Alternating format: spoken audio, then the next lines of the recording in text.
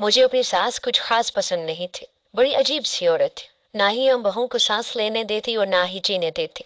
उसके साथ क्या मसला था ये अभी तक हमें समझ ही नहीं आया था। और खास करके मुझे। मैं पढ़ी लिखी थी, शहर से शादी होकर उस छोटे से इलाके में आई थी। शायद यही वजह थी कि मुझे अपनी सास की कुछ खास समझ नहीं आती थी। अभी जो सलूक वो मेरी देवरानी के साथ करती उसे देखकर तो मेरा दिल जल उठता। मेरी जवान देवरानी को उन्होंने पता नहीं क्यों अभी तक सफेद चादर पहना कर रखी थी, जबकि हमारा मजहब तो इस बात की इजाजत भी नहीं देता। मैंने कई दफा अपनी सास को कहा कि क्यों आप इस बेचारी के साथ ऐसा सलूक करती हैं। ये महज 20 साल की है और ऐसा लगता है जैसे इसकी जिंदगी खत्म हो गई। मेरी सास मेरी बात का कोई जवाब न देती। मैंने कई दफा अपने शोहर से भी बात की कि एक मोना अभी सिर्फ 20 साल की है, क्यों ना हम उसकी दूसरी शादी करवा दे। माना कि वो यतीम लड़की है, लेकिन उसका ये मतलब तो नहीं है ना कि हम उसकी जिंदगी ही बर्बाद कर दे। मेरी बात सुनकर मेरा शोहर खालिद कहने लगा कि तुम इन मामलात में ना पड़ो। अम्मा घर की बड़ी है, उन्हें ज्यादा बेहतर मालूम है कि किसके साथ क्या करना है। तुम अपने काम से काम रखो। खालिद के समझाने के बावजूद भी मैं बाज न आई और कई दफा अपने सास से बात की, लेकिन मेरी सास का वही एक जवाब था कि फिलहाल मोना की शादी की कोई जरूरत नहीं है। मुझे तो ये बात बिल्कुल भी अच्छी नहीं लगी थी। मेरी सास हर वक्त उसे अपने कमरे में रखती, न जाने क्या कुछ कहती रहती। मोना तो किसी से कुछ कहती भी नहीं थी, अंदर ही अंदर घुटती रहती थी। बहुत दफा मैंने उसे चुपके से बावर्ची खाने में रोते भी देखा था। एक तो इतनी कम उम्र में शोहर को खो देने का गम, फिर ससुराल वालों का जुल्म भी अजीब था।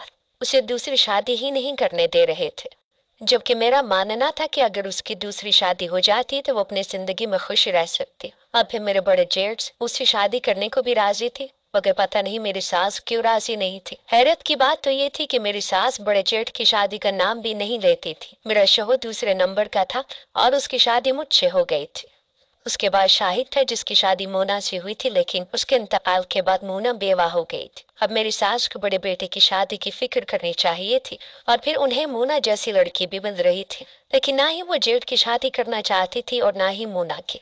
जब मैंने इस मामले में इसरार पकड़ा तो मेरी सास कहने लगी, पहले तुम अपनी फिक्र करो। शादी को 4 साल हो गए, अभी तक बे औलाद हो। ऐसा ना हो कि तुम्हारा शोहर ही तुम्हें छोड़ दे। सास के मुंह से ऐसी बात सुनकर मेरा दिल दहल गया। आज तक कभी खालिद ने बच्चों को लेकर ऐसी कोई बात नहीं की थी। शादी के शुरुआती दिनों में ही मुझे पता चल गया था कि मेरे साथ कुछ मसाइल हैं, वो शायद मैं हामिला ना हो सकूं, लेकिन फिर भी मैंने ये बात सबसे छुपा ली थी। आज तक कभी घर में भी किसी ने इस बारे में कोई बात नहीं की थी, लेकिन जैसे ही मैंने मोना की शादी की रजोर डालना शुरू किया तो मेरी सास की जुबान पर यह बात आ गई और मैं खुद बहुत खामोश हो गई थी। शायद ये मुझे खामोश करवाने का कोई तरीका था। वो चाहती थी कि मुझे मेरी कमजोरी का एहसास दिलाया जाए ताकि मैं अपने कमरे में बंद हो जाऊं और वो अपनी मनमानी की बातें करते रहे।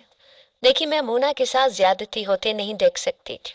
एक दिन मेरी सास किसी काम से बाजार गई थी। मैं मोना के पास गई। वो खामोशी से बैठी सब्जी काट रही थी। मैं भी उसके पास ही बैठ के मैंने मोना से कहा कि देखो, मैंने तुम्हारे लिए बहुत आवाज उठाई है। मैं चाहती हूँ कि तुम्हारी जिंदगी बस जाए, लेकिन अम्मा ऐसा नहीं चाहती। अगर तुम खुद अपने लिए स्टैंड लोगी तो अम्मा नरम पड़ जाएंगे। तुम कब तक यूं ही हमारी गुलामी करती रहोगी? अपना घर बसाओ, शादी करो, तुम्हारे बच्चे होंगे, तुम्हारी जिंदगी सवर जाएगी। मेरी बात सुनकर मोना ने नजर उठाकर मेरी तरफ देखा और कहने लगी, भाभी हाँ बहुत अच्छी है और मैं जानती हूँ कि आप मुझे बहनों की तरह अजीज रखती हैं, लेकिन मैं नहीं चाहती कि आपके साथ कुछ भी बुरा। अगर आप ये बात दोबारा करेंगी तो अम्मा फिर से आपसे औलाद की बात करेंगी, इसलिए आप ऐसी कोई बात ना करें।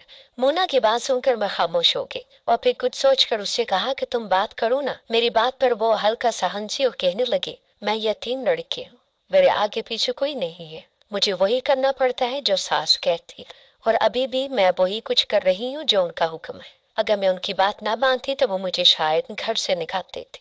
मैं उनके कमरे में उनके साथ सोने पर मजबूर हूँ और इसके सिवा कोई चारा नहीं कि जो कुछ वो कहे मैं उस पर अमल कर लूँ। बस मैं आपके साथ कुछ बुरा नहीं देख सकती। मैं आपसे बहुत मोहब्बत करती हूँ। इस दुनिया में अगर कोई मेरा अपना है तो वो आप है, और मुझे डर है कि मैं कहीं आपको खो न। मोना की बात सुनकर मैं चौंक पड़ी। मैंने कहा कि इसमें मेरा जिक्र कहाँ से आ गया? इससे पहले कि वो कोई जवाब देती मेरी सास चली आई और उन्हें देखते ही मैं मोना के पास से उठ गई। इस घर में अजीब सा रवाज था। अगर दो बहुएं एक साथ बैठकर बातें करती तो उन्हें शक की नजर से देखा जाता। सास को लगता कि हम उनके खिलाफ कोई चालबाजी कर रहे हैं, इसीलिए मैं सास के सामने कभी मोना से कोई बात न करती थी।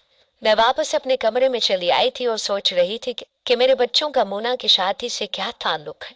मैं उसका घर बसवाना चाहती थी और यहाँ बात मेरे बच्चों की निकल आई थी। मैं अजीब कश्मकश में फंस गई थी।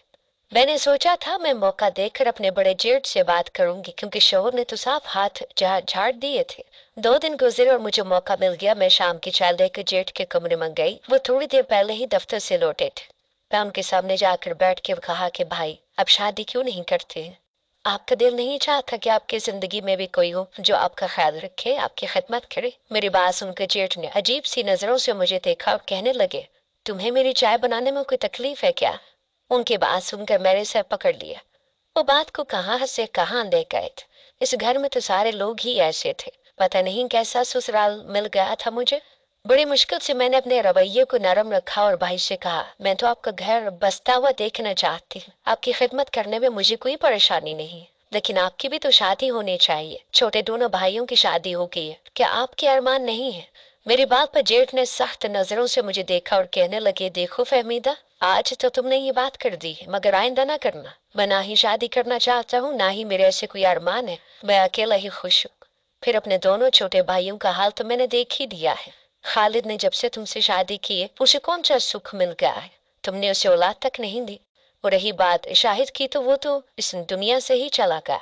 जेठ की बात सुनकर मैं हक्का बक्का रह गई थी। मैंने सोचा भी नहीं था कि वो भी मुझे बे औलादी का ताना देंगे। मैं तुमका भला ही सोच रही थी, मूना का भला चाहती थी, और यहाँ घूम फिर कर बात मेरी औलाद पर ही आकर ठहर जाती थी। मुझे लग रहा था कि सब लोगों ने कसम खा रखी है कि वो मुझे बांझ का लकब देकर रहेंगे। मैं गुस्से से उठकर अपने कमरे में चली आई थी। दिल तो चाह रहा था कि सारे कमरे का सामान तहस नहस कर दूं। कुछ ही देर में मेरा शोहर चला आया। मेरे तेवर देखकर कहने लगा, क्या बात है फहमीदा, लगता है कोई झगड़ा किया है? मैंने गुस्से से उसे देखा और कहा कि पता नहीं इस घर में सबको क्या हो गया है। जिससे बात करती वो मुझसे मेरे बच्चों के बारे में बात करने लगता है।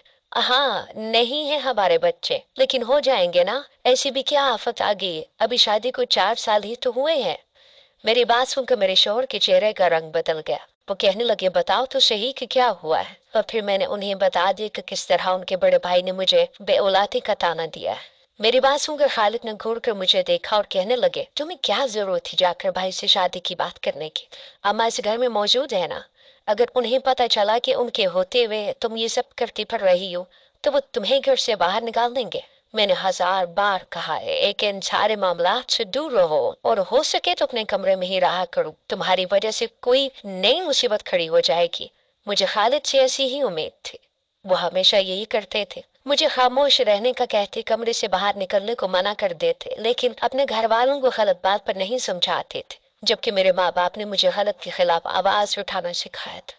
मेरी नजर में ये गलत था कि एक आदमी जो 40 साल की उम्र का होने वाला है, उसकी अभी तक ना ही शादी हुई थी और ना ही उसके घर वालों को उसकी परवाह थी, और एक लड़की जो सिर्फ 20 साल की थी, वो अपने बेवा होने की सजा काट रही थी। खैर, जब उन लोगों को ही परवाह रही थी तो मैं क्या कर सकती थी? मैंने खामोशी का लिबादा ओढ़ लिया और जो कुछ घर में हो रहा था उसे बस मुंह बंद करके देख रही थी। कभी कभी तो मैं सोचती थी कि हमें कैसी जालिम सास मिली है। अगर खालिद मेरे साथ ना होते तो शायद वो मेरे साथ भी मोना जैसा ही सलूक करते। 8 दिन बाद मेरी बड़ी नंद हमसे मिलने के लिए आई, तो मैंने बात तुम्हें मौका देकर उनके सामने मोना और भाई की शादी का जिक्र कर दिया।